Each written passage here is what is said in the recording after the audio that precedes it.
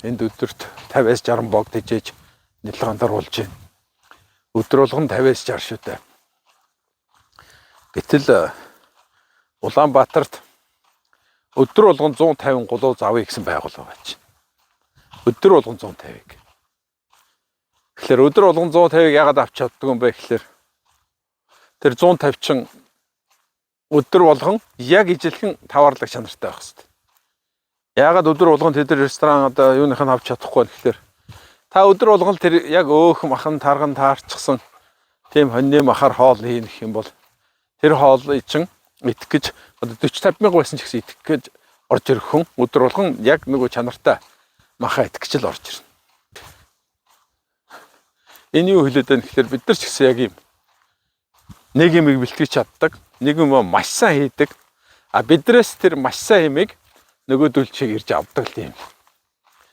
Тийм байх л чухал. Тэгээд энэ сайхан уудам нутаг шүү дээ.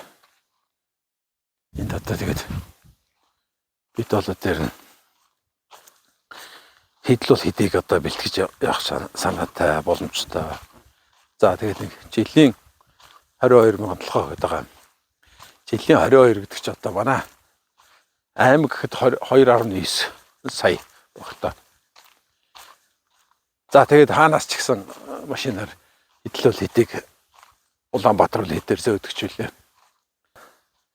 Мөнгө төгрөгийн асуудал таныг шийдэгдсэн байхад бол та асуудалгүй шүү дээ.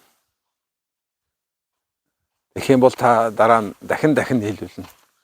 Та одоо нэг 300-400 долгоо богтой байсан бол та зөвхөн төлөх эмийг авах нь байна. Тэрийг борлуулж чадах нь байна. Мөнгөтэй болох нь байна. Тэгэл өр хүүхдтэй олуулаа болж болно шүү дээ.